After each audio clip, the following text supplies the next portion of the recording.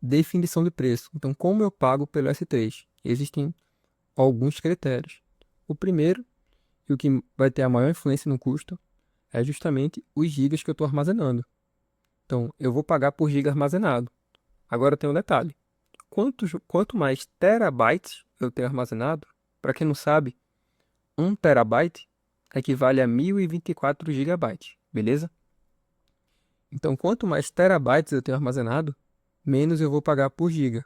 É o que a gente entende por economia escala. Então, quanto mais eu uso S3, mais barato vai ficar. Lógico, isso aqui é só um exemplo, porque esse preço por giga vai variar dependendo da classe de armazenamento que eu escolhi no meu objeto, dependendo também da região que aquele bucket foi criado. Dependendo da região, eu pago mais ou menos pelo mesmo serviço. Aqui só um exemplo para ilustrar esse conceito de economia escala. Então, o primeiro critério, né, de definição de preço é justamente a quantidade de gigas que eu estou armazenando. Quanto mais gigas, menos eu pago, né, na escala dos terabytes. Transferências para fora da AWS. Isso é importante. Aqui eu coloquei em negrito. A gente não vai pagar para colocar alguma coisa na AWS. Criei um bucket da C3 e comecei a colocar lá vídeo, foto, arquivo de texto, vários objetos no meu bucket. Esse ato de colocar é gratuito. Agora, se eu quiser tirar, fazer download desses objetos, isso é precificado. Outra coisa que é precificada são as solicitações. Então, aqui eu listei algumas, mas basicamente seriam as interações. Então, eu cliquei para exibir um objeto que é uma imagem pelo navegador. Isso vai ser precificado, mas é na escala dos milhares. Então, milhares de solicitações PUT vão custar alguns centavos de dólar.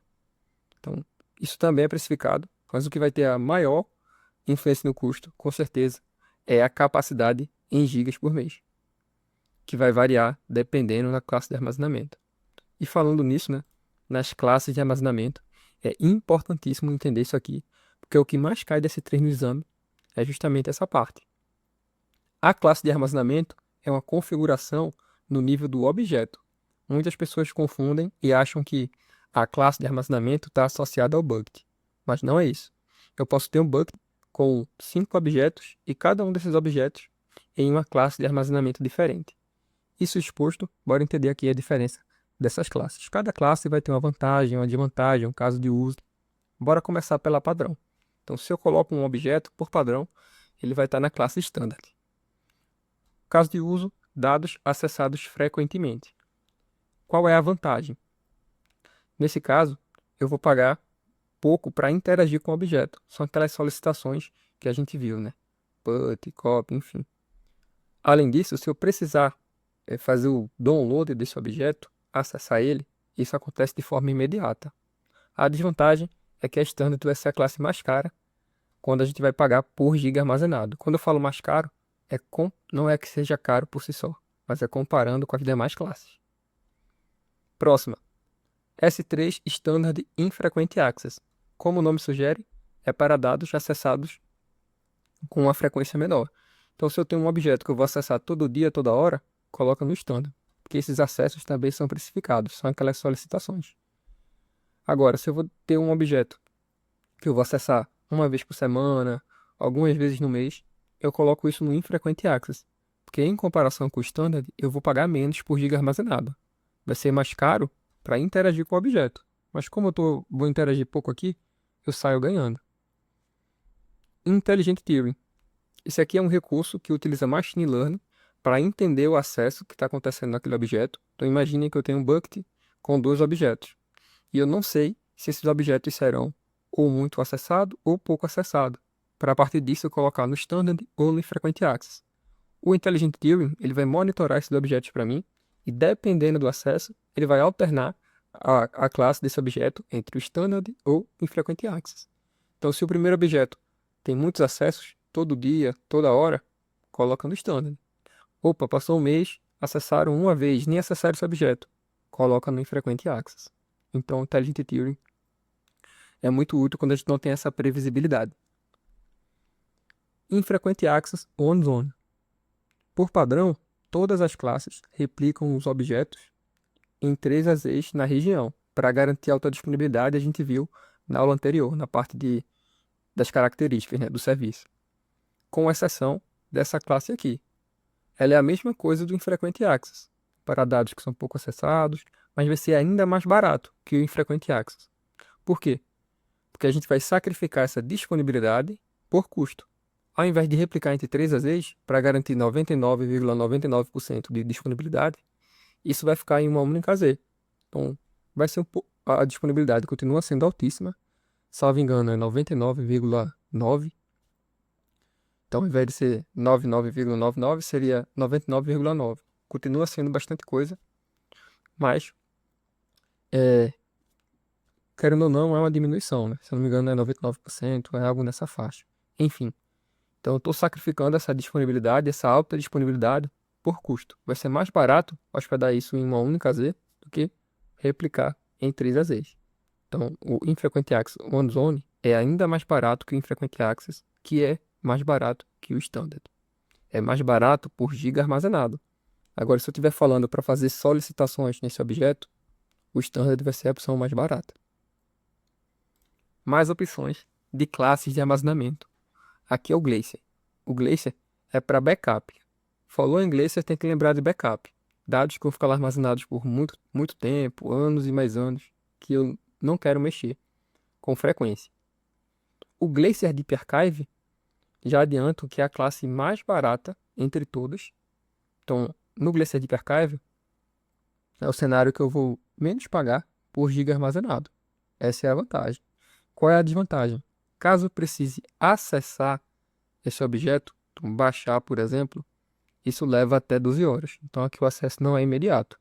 E também para interagir, né, para fazer aquelas solicitações que eu expliquei, também é mais caro. Bem mais caro que o Standard, por exemplo.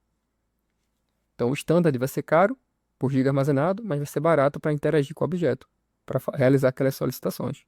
Então, perceba que cada um tem o seu escopo. Glacier recuperação flexível. Se eu ainda quero pagar pouco por giga armazenado, mas eu não quero ter que esperar até 12 horas, eu posso optar pela recuperação flexível. Então, pode durar até algumas horas, mas não chega a ser 12 horas. Então, eu ganho uma economia aqui. Eu ganho um tempo, né? Então, eu aproveito mais tempo do que seria esperar 12 horas no Glacier Deep Archive. Vai ser um pouco mais caro.